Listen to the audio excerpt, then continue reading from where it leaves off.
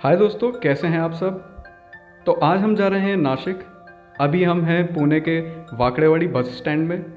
यहाँ से हमने बस बुक कर रखी है और लगभग 5 से 6 घंटे के सफ़र में हम लोग नासिक के पंचवटी में पहुँच जाएंगे। तो मिलते हैं आपसे पंचवटी में। आप सब अपना ख्याल रखिए। तो दोस्तों, ऑलमोस्ट 6 घंटे के सफ़र के बाद सुबह 5:30 बजे के आसपास हम पंचवटी पहुँच गए थे। अच्छा, जब भी आप कभी पहली बार पंचवटी में जाएंगे और आप हरिद्वार होकर आए हुए हैं तो आपको इस बात का एहसास होगा कि ये कुछ वैसी ही झलक दिखाता है। हरिद्वार में भी जहाँ पर घाट हैं वहाँ पर गंगा नदी, माँ गंगा वहाँ पर बहती हैं, और यहाँ पर अगर आप आएंगे तो आपको यहाँ गोदावरी नदी बहती हुई दिखेगी। अच्छा, गोदावरी को दक्षिण गंगा भी कहा जाता है और इसका उद्गम स्थल, जो कि इसका बर्थ प्लेस आप कह सकते हैं, वह पंचवटी से कुछ ही दूर त्र्यंबकेश्वर पर्वतों से होकर निकलता है। दोस्तों, जैसे कि मैंने आपको बताया कि नासिक और ख़ासकर नासिक का पंचवटी का जो एरिया है ये काफ़ी धार्मिक है। लोग सुबह सुबह यहाँ पर पूजा पाठ के लिए आते हैं। हमने भी यहाँ पर पूजा पाठ करी। लेकिन एक चीज़ है कि अगर आप दिन पे यहाँ आएंगे तो दिन में यहाँ बहुत ज़्यादा भीड़ रहती है।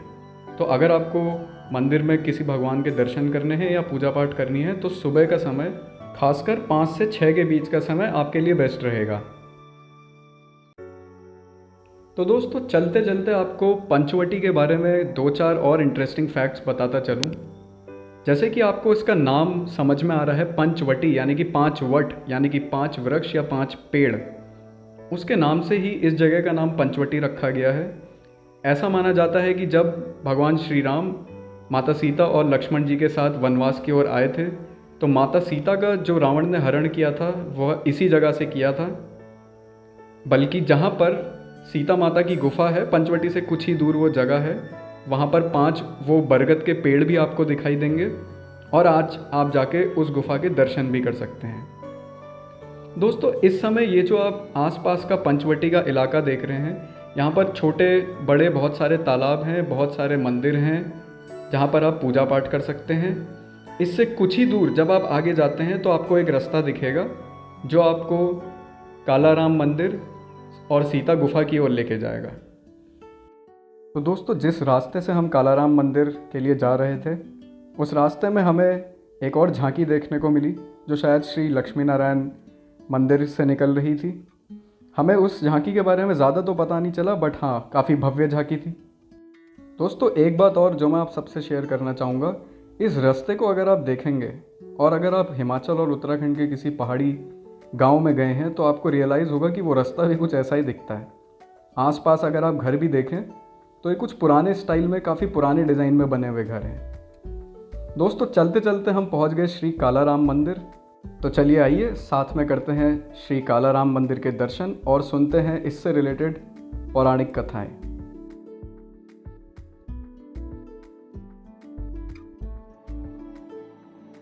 तो दोस्तों, कालाराम मंदिर अंदर से बहुत ही सुंदर, बहुत ही भव्य है। जैसे ही आप अंदर जाएंगे तो सबसे पहले आपको हनुमान जी की मूर्ति दिखेगी और वो मूर्ति अपने ही सामने वाले स्थित मंदिर में प्रभु श्री राम, माता सीता और लक्ष्मण जी की जो मूर्तियां हैं उसको नमस्कार करते हुए पोजीशन में खड़ी होगी।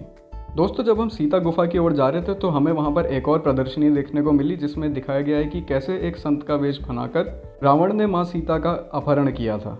ये देखिए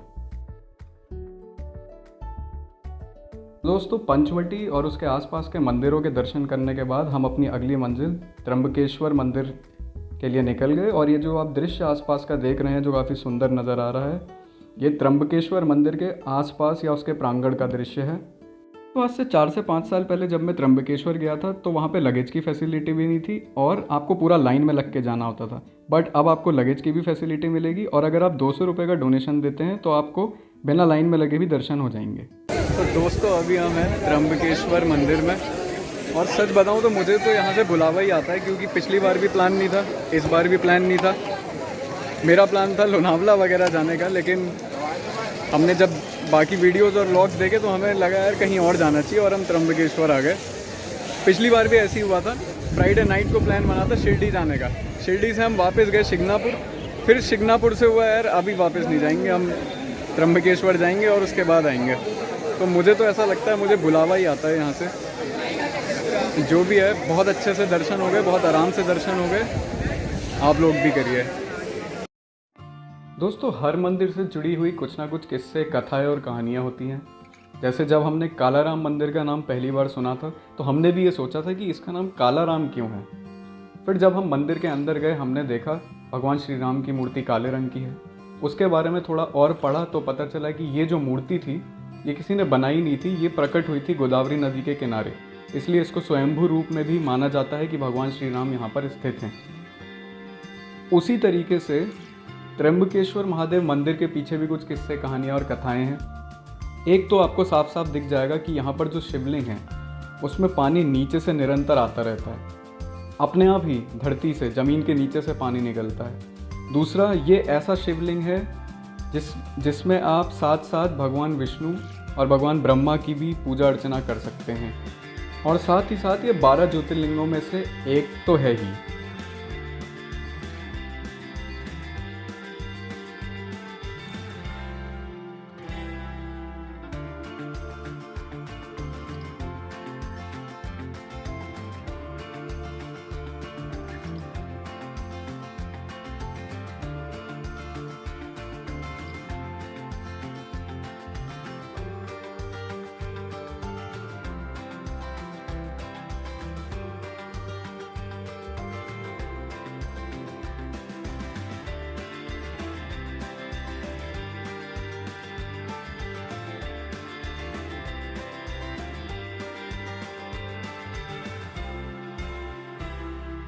दोस्तों, सुबह सुबह के मंदिर दर्शन के बाद हमने सोचा थोड़ी बहुत पेट पूजा कर ली जाए और कुछ घर के लिए सामान या शॉपिंग भी कर ली जाए। यहाँ से काफ़ी वाइब्रेंट मार्केट है, आपको कुछ भी खाना है, साउथ इंडियन, नॉर्थ इंडियन या किसी भी प्रकार का खाना, वो आपको यहाँ मिल जाएगा।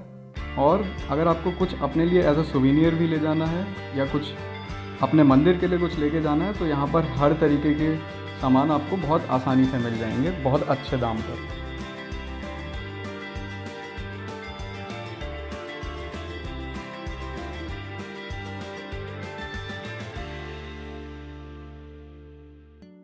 दोस्तों, हमने लगभग 12 घंटे का नॉनस्टॉप सफ़र तय कर लिया था। 6 घंटे हमें पूना से नासिक आने में लगे और फिर उसके बाद 6 घंटे में हमने बाकी मंदिरों के दर्शन किए।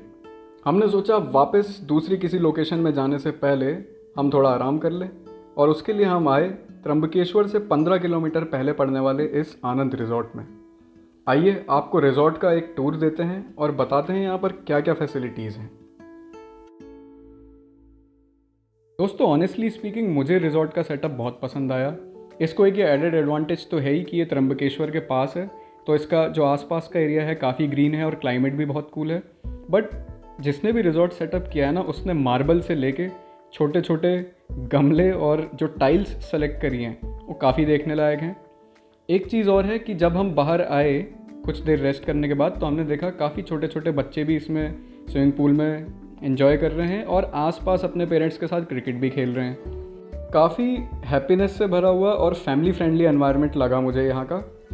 आई थिंक आपको एक बार ज़रूर आना चाहिए। एज़ फार एज होटल के रूम की quality is concern and food की quality is concern, food was okay, not that great, not that bad, but या जो रूम का आर्किटेक्चर है वो जैसे आप देख सकते हैं बिल्कुल पुरानी हवेली या पुराने महल जो होते थे ना, बिल्कुल वैसा बना रखा है। खासकर अगर आप अलमीरा का डिज़ाइन देखें तो ऐसा लग रहा था अभी कोई जादूगर जादू करके इसके अंदर से कुछ निकाल देगा। बाकी हाँ, रूम में dish facility, TV, air conditioning जो नॉर्मल रूम्स में होता है वो सब यहाँ पर भी अवेलेबल था। यू शुड, और आई वुड से एक बार आपको ज़रूर जाके देखना चाहिए एंड एक्सपीरियंस करना चाहिए। दोस्तों, हमारी जो नई लोकेशन है वो है महाराष्ट्र टूरिज़्म डेवलपमेंट कॉरपोरेशन का एक बोट हाउस क्लब। हाँ, यहाँ पर बोटिंग के लिए नहीं गए थे हम लोग, देखने के लिए गए थे, बट यहाँ बोटिंग भी होती है, वो उस समय नहीं हो रही थी। आइए आपको इसका एक टूर कराते हैं। मैं वैसे काफ़ी कंफ्यूज था यहाँ पहुँचने के बाद, होप आपको कुछ क्लैरिटी दे पाऊँ।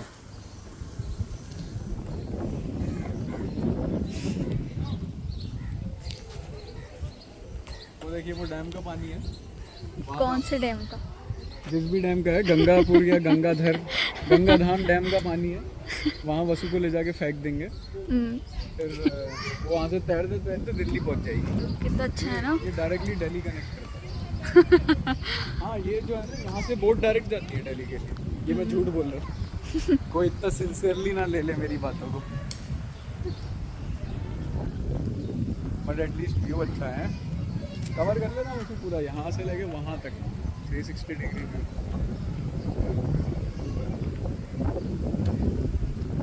तो दोस्तों अभी हम हैं महाराष्ट्र स्टेट के नासिक डिस्ट्रिक्ट में, नासिक डिस्ट्रिक्ट है बट एनीवेज चलो कोई बात नहीं है, मैं उसको रेक्टिफाई कर लूँगा। बट हाँ, this place is called MTDC या MDTC। बोट क्लब है, मेरे को इतना पता है, बट यहाँ पता नहीं बोटिंग कहाँ से होगी। पर हाँ, जगह बहुत अच्छी है, MTDC या MDTC। रुको इसको देखने दो, let it Google. Full form पता है इसका? महाराष्ट्र टूरिज्म डेवलपमेंट सेंटर, शायद ये होगा। MTDC का बोट हाउस है ये। तो इसके पीछे जो वाटर है ये गंगा धाम डैम का वाटर है और यहाँ पर बोटिंग होती है, बट अभी पता नहीं क्यों नहीं हो रही है। गंगापुर है या गंगा धाम है? अच्छा, ये भी गलत बोल दिया मैंने। आप सब गलत बोल रहे हैं। मुझ पे बिल्कुल विश्वास ना करें, बस नज़ारों का आनंद लें। But yes, this is MTDC Ganga. MTDC boat club है। MTDC बोट क्लब है। और आगे कौन बताएगा? गंगापुर डैम। गंगापुर डैम। तो यार वो ड्राइवर ने गलत बताया, वो गंगा धाम कह रहा था। पता नहीं, वो बोलते होंगे। अच्छा, आइए आपको अलग अलग एंगल से यहाँ की खूबसूरती दिखाते हैं। वाह वाह वाह वाह वाह वाह वाह वाह वाह वाह वाह वाह वाह वाह, एक और खूबसूरती, वाह वाह वाह वाह वाह वाह खूबसूरती ही खूबसूरती है। Very pleasant to the eyes. बंद करके सेल्फी लेना।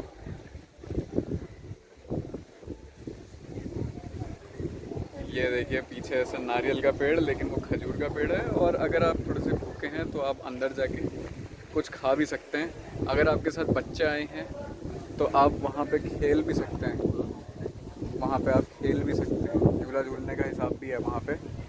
आप कुछ ऐड करना चाहेंगे इसमें? और अगर आप डॉग लवर हैं तो अगर आपको डॉगी के साथ खेलना पसंद है तो पीछे आराम से वो हवा के मज़े ले रहा है डॉगी, वो देखिए। वाह वाह वाह वाह। आइए इसको भी हम कैप्चर करते हैं अपने वीडियो में। भाई काटेगा तो नहीं? पूछ लिया मैंने, परमिशन लेनी चाहिए, परमिशन ले लिया भाई। ये देखिए, चलिए अब आपको फ्रंट से व्यू दिखाएंगे।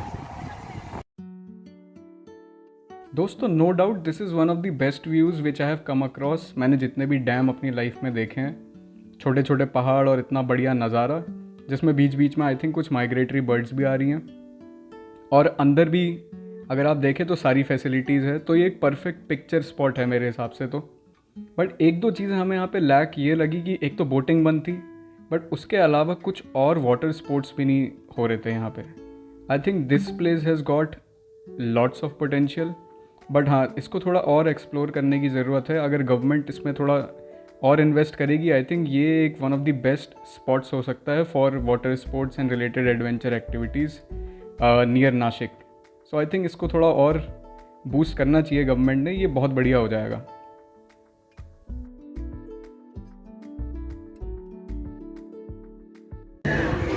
मैंने MTDC का फुल फॉर्म पढ़ लिया स्टाफ के पीछे। Maharashtra tourism development corporation. चलो शुरू करते हैं। वही जंक फूड जो हर बार खाते हैं।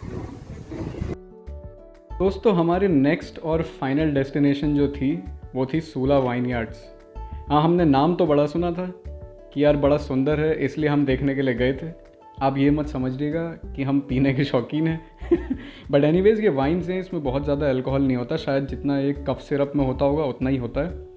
खासियत ये है कि वो देखने में तो बड़ा सुंदर है, उसके साथ साथ वो अपनी ब्रीवरी में आपको अंदर ले जाते हैं और पूरा प्रोसेस समझाते हैं। चलिए आइए देखते हैं सूला वाइनयार्ड्स। उसके बारे में मैं बीच बीच में आपको अपना एक्सपीरियंस शेयर करता रहूँगा।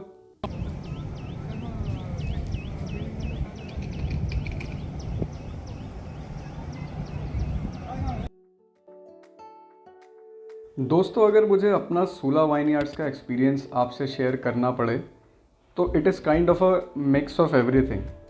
मतलब बहुत बड़ा फार्म हाउस टाइप का भी है, कहीं कहीं पर गार्डन भी है बहुत बड़ा सा, कहीं कहीं पर इन्होंने आर्टिस्टिक म्यूज़ियम वाला सेटअप भी रखा हुआ है।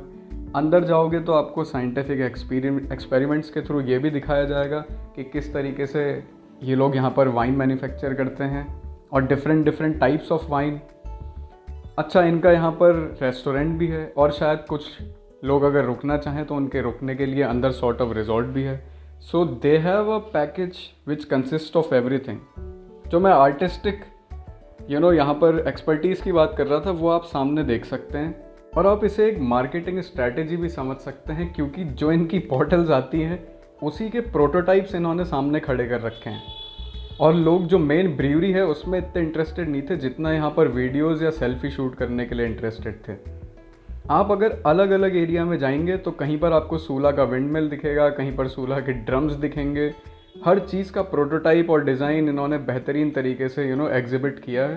And I think this is one of the best strategy अपनी चीज़ को प्रमोट करने के लिए अपने इन हाउस एरिया पे।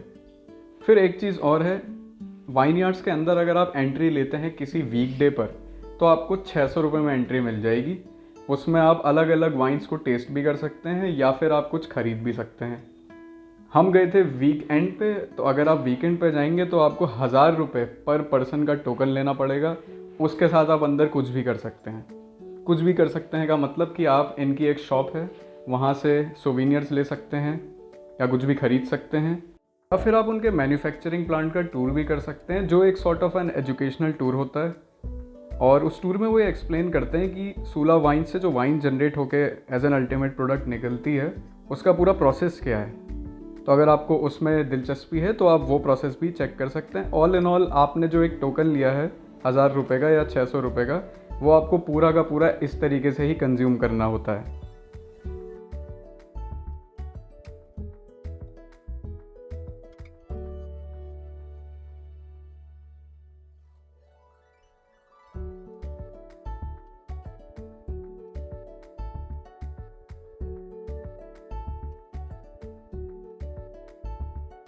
दोस्तों, जितना भी हमारे पास टाइम था उसमें हमने मैक्सिमम चीज़ें घूमने की कोशिश करी, लेकिन नासिक एक बहुत ही बड़ा शहर है, बहुत ही ग्रीन शहर है, बहुत ही बढ़िया शहर है इन टर्म्स ऑफ क्लाइमेट। मुझे ऐसी कोई जगह नहीं दिखी जहाँ पर ग्रीनरी नहीं थी। अगर वहाँ पर बिल्डिंग है तो वहाँ पर खूब सारे पेड़ भी लगाए हुए हैं। इवन रोड्स के दोनों तरफ काफ़ी क्लीन सिटी भी है नासिक। तो आपको ज़रूर जाना चाहिए, और 2-3 दिन नहीं, ऑलमोस्ट 1 वीक का ट्रिप करना चाहिए। मोर देन दैट, इसके साथ साथ जो रास्ता है, जो पूना टू नासिक या नासिक टू पुणे का रास्ता है, ऑलमोस्ट 240 या 230 किलोमीटर्स का, आप नाइट ट्रैवल ना करें। मेरी रिकमेंडेशन तो यही रहेगी कि आप शेयर्ड कैब करें, बस वगैरह से ना जाएं। जो मज़ा कैब में जाने में आता है, जैसे कि हम जब रिटर्न गए तो हम ऐसे ही कैब में बैठ के गए थे और हमें बहुत मज़ा आया, क्योंकि इतने स्प्लेंडेड, मैग्निफिसेंट, इतने बढ़िया व्यूज़ थे जो हमने शायद रात के सफ़र में मिस कर दिए। जो सह्याद्री के पहाड़ है ना, जो पूरे वेस्टर्न घाट्स जिनको बोला जाता है, उसके दर्शन हुए और पुराने गाने सुनते हुए मज़ा आ गया। तो दोस्तों, आप थोड़ी लंबी छुट्टी लेके नासिक जाइएगा। It would be a life time of an experience. बहुत ही स्पिरिचुअल और बहुत ही बढ़िया जगह है। दोस्तों, जाते जाते आपको एक और टिप देता चलूँ, अगर आप स्टे करने का सोच रहे हैं नासिक में तो आप मेन सिटी में कहीं रुकिएगा, बिकॉज वहाँ पर ओला, उबर, टैक्सी, कैब्स ये सब बहुत ईजीली अवेलेबल होती हैं। वहाँ से आप चाहे सूला वाइन यार्ड्स जाएँ, चाहे त्र्यंबकेश्वर जाएँ, चाहे पंचवटी जाएँ, या फिर चाहे कहीं और बोट हाउस क्लब जाएँ, आपको ईजीली गाड़ियाँ मिल जाएंगी। अगर आप कहीं बीच में रुकेंगे तो आपको गाड़ियों के लिए बहुत प्रॉब्लम होगी, और लोकल्स जो ऑटोज़ हैं वो थोड़ा हाई चार्ज करेंगे, तो उससे थोड़ा बचिएगा। तो दोस्तों, ये थी हमारी जर्नी। अगर आपको पसंद आई है तो सब्सक्राइब ज़रूर करिए। हम आपसे मिलेंगे किसी नए शहर, किसी नए वीडियो को लेकर। बाय।